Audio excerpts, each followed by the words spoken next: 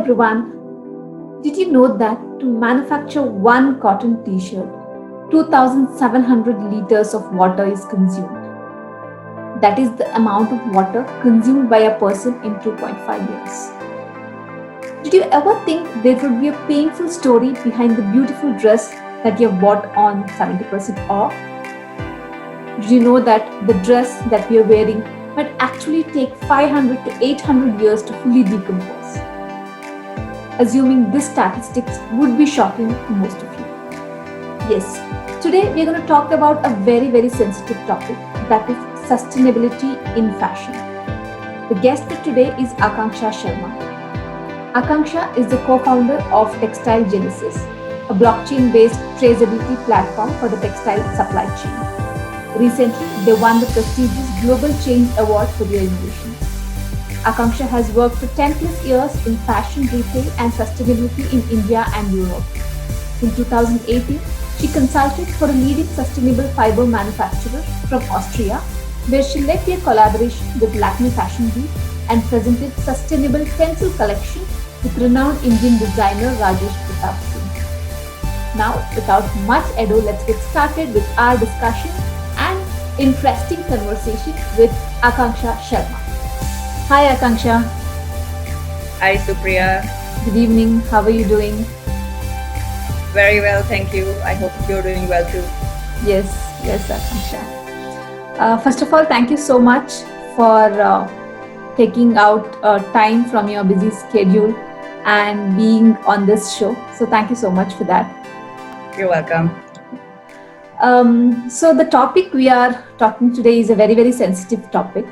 So before I actually get into the discussion of the topic, that is sustainability in fashion, I thought we need to get some clarity on few of the terminologies that we use in the fashion industry.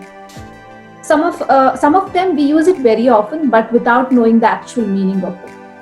So one of such words is fast fashion.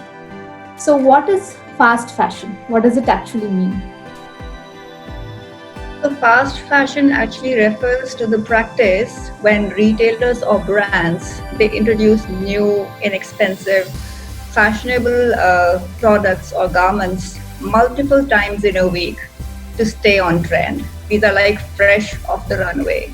And these are mostly produced using very cheap labor and poor quality ingredients, because these brands and these retailers know that these will be worn very few times and will be discarded very soon. And at the end of their very short lives, they all end up in landfills mostly, and they could stay up to 800 years in landfills before they decompose. Okay, so 800 years is a very long time. Yes, so, indeed. And it's mainly for the polyester garments, which are synthetic fibers, and they take really long time to decompose. Okay, so what we mean is the inexpensive clothes we buy are not actually inexpensive. There are a lot of humanitarian plus environmental costs that's hidden behind the name of fast fashion, right? True. So there is a saying that there is nothing called cheap fashion. There's someone somewhere who is paying for it. Okay. Whether it's the garment makers who are living in inhumane conditions and not getting paid fair wages, or it is the environment that is being damaged in the name of fast fashion. So there is a cost attached to it, but we just tend to ignore it. Ignore it, right. Akanksha, when I was actually Googling about sustainability and the fast fashion before our discussion, I just came across a lot of shocking statistics. So can you just throw some light on some statistics with respect to fast fashion and sustainability? Yeah, definitely. So the textile and fashion industry, it is the second largest polluting industry in the world after oil and gas. Okay. And almost 35% of the microfibers that our oceans have today is because of the textile industry, because of all the synthetic and polyester garments that we are washing in our washing machines. They are ending up in the oceans through our waterways. Textile industry also is the second largest consumer of all our water resources. So it is highly damaging for the environment. Okay. So I think last time when you were discussing, you were telling about what is the amount of water that is consumed to even produce one T-shirt, Yeah, right? it's almost 2,700 liters of water required to produce just one cotton t-shirt. Yeah, correct. Akanksha, in various forums or during our discussions, right? We talk about global warming, we talk about climate change, we talk about water scarcity and whatnot. There's so many other things that's impacting the environment, but somehow the sustainability in fashion is not spoken about anywhere. So, do you think it's a lack of awareness, or is there any reason behind it? Yes, it is mainly lack of awareness. I would like to bring up this example from Fashion for Good, Fashion Revolution, who conducted a social experiment where they had placed these kiosks in public places and they were vending $2 t-shirts or €2 t-shirts. Okay. And of course, a lot of people wanted to come and buy those €2 t-shirts because they are so cheap. And then once the person decided to buy those €2 t-shirts, they would show this actual message about the person who created that €2 t-shirt and how they were being treated poorly in inhumane conditions. They were producing these garments and not paid their proper wages.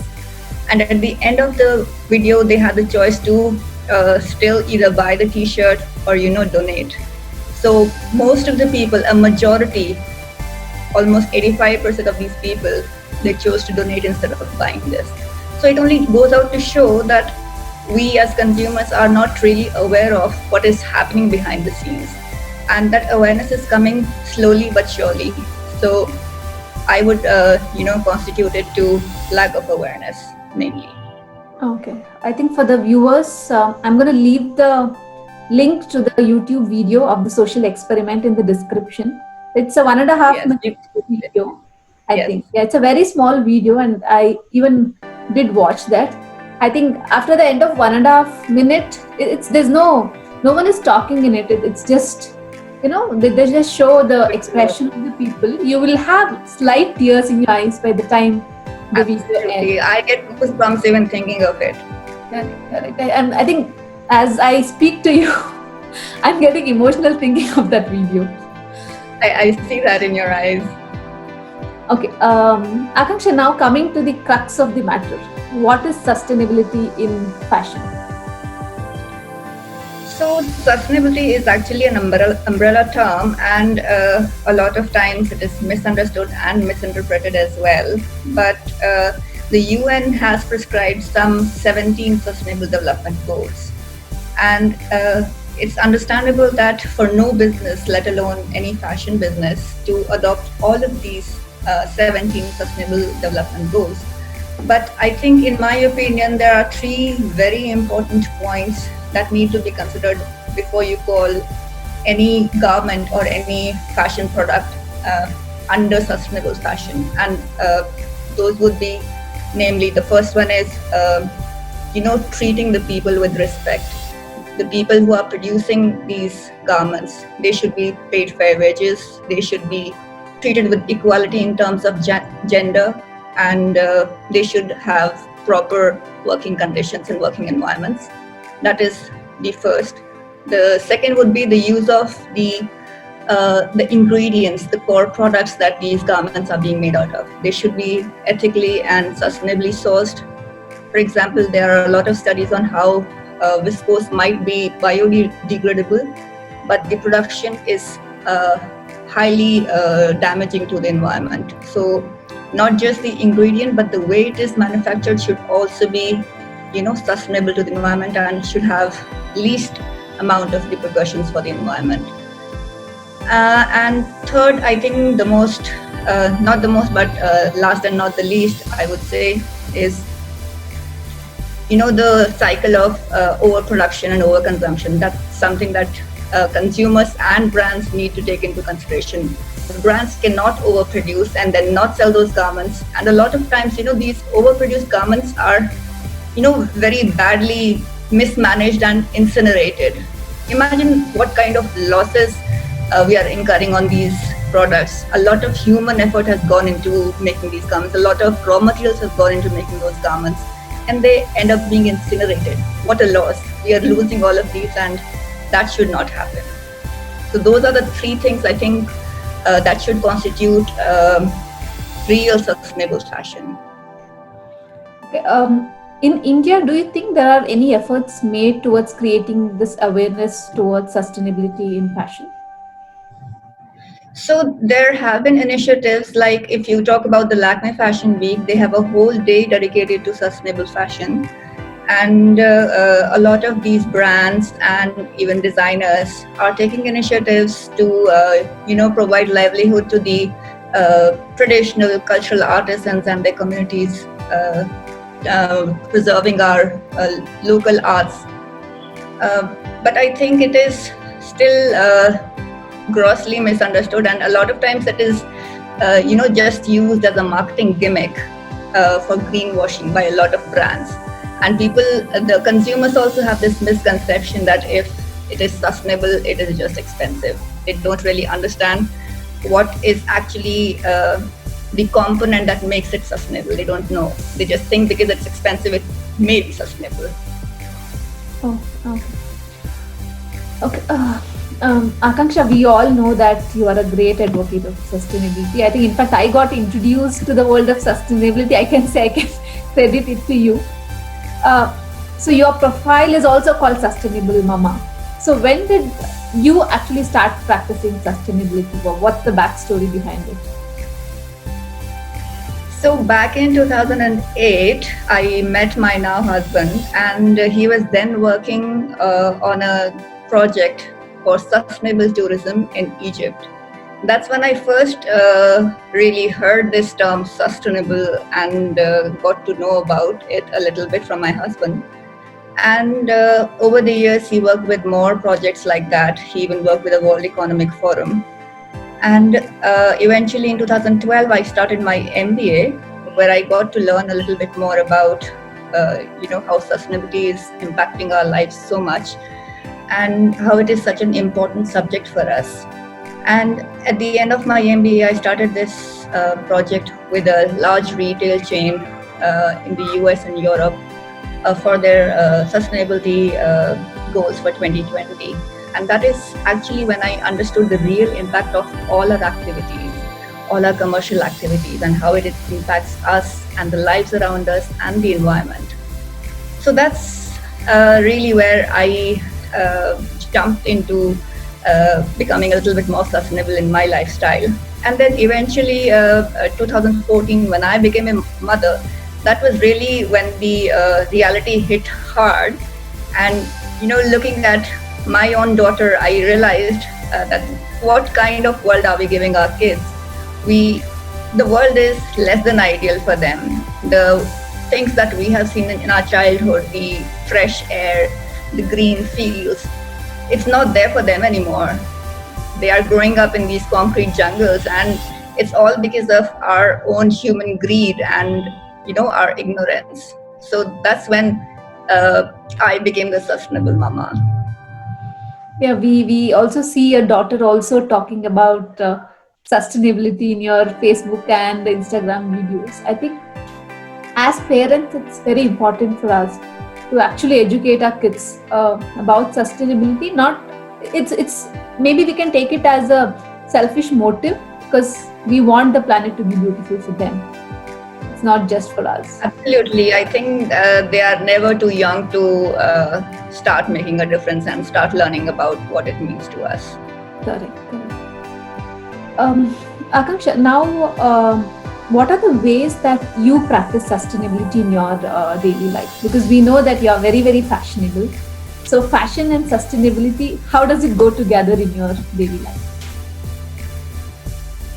Thank you so much for the compliment. And a lot of times people think sustainability is so difficult. It's like this big idea that people think is so difficult to follow. But in real life, if you do these few things which are very simple to follow, I'm sure everybody of us can contribute. So one of the first and the foremost things that I do before I buy anything, like any garment, I ask myself this question: how many times am I going to wear it? And there's a rule called the 30 wears rule. If you can ensure that you wear any garment for 30 times, I think uh, it's a very good practice. If you wear it less than 30 times, it's not ideal.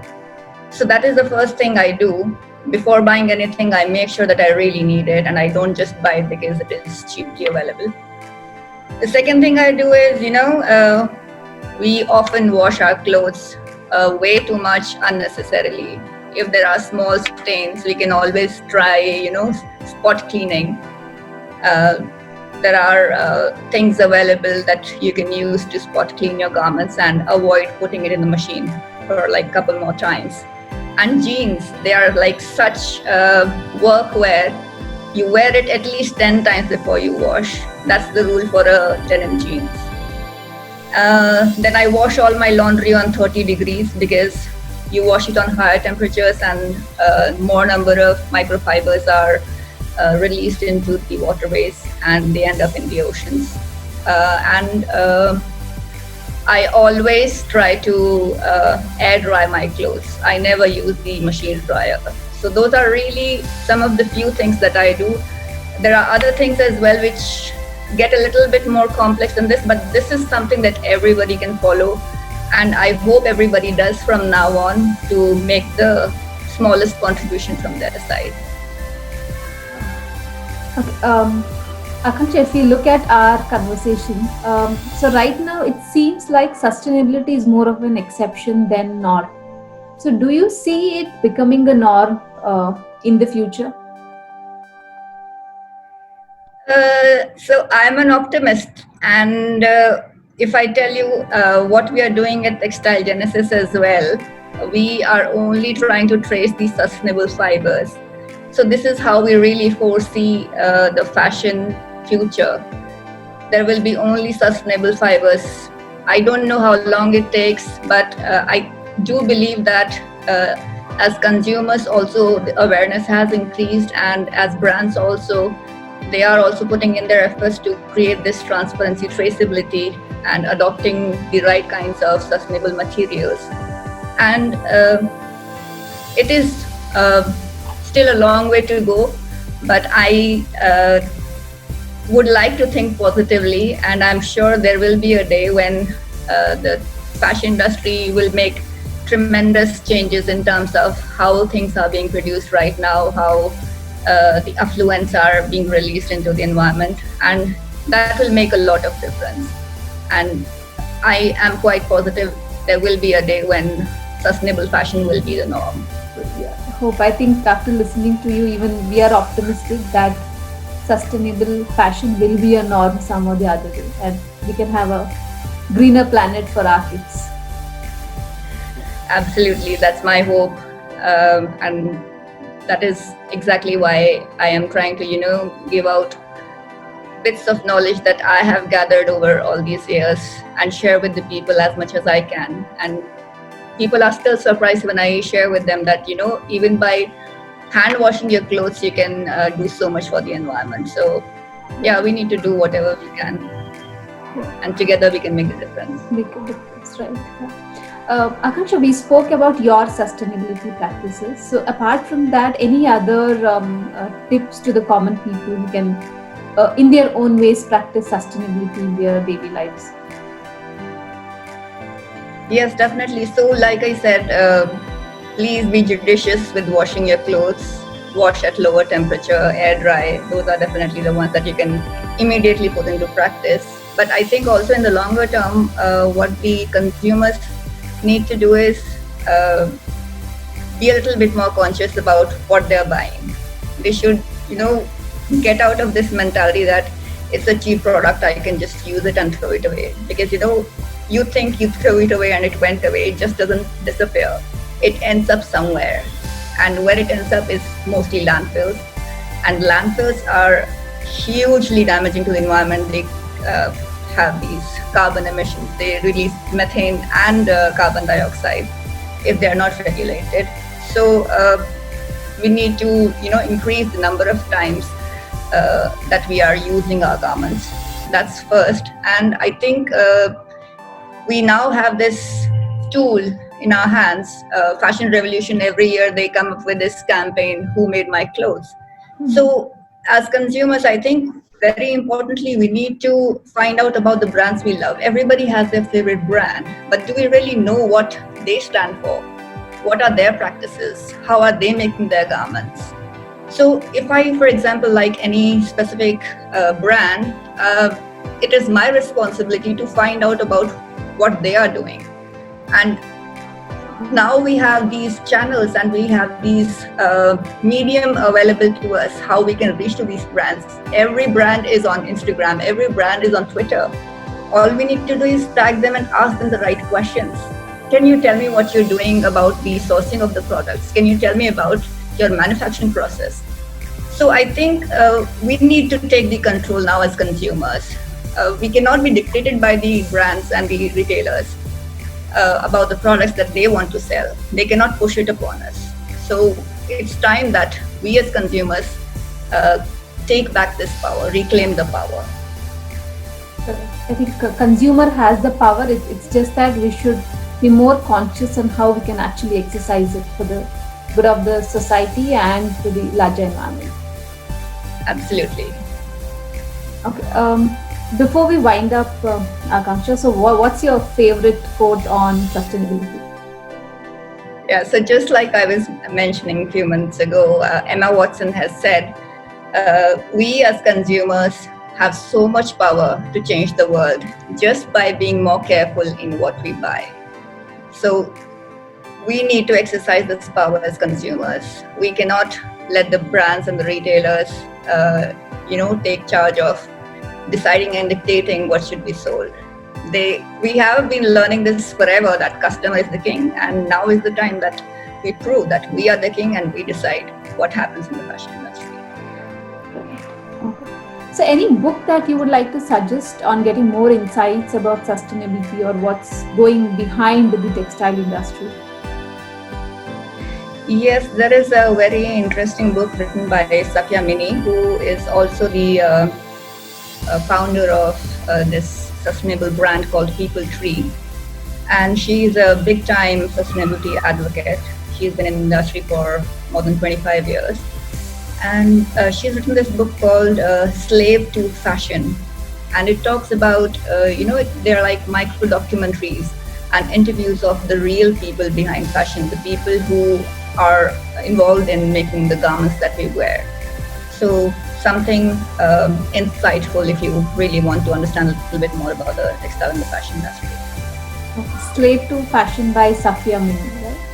Okay, yes. So I think I suggest the viewers also to give a try. I think it's worth a read to actually get to know the dark secrets behind the textile industry. True. Yeah. So Akanksha, thank you so much. I think it was wonderful talking to you. I hope our conversation will help to create some amount of awareness about how we can be a conscious consumer. And all those who are watching this video, so let's think before we buy, because every piece of cloth we buy has a painful story behind it.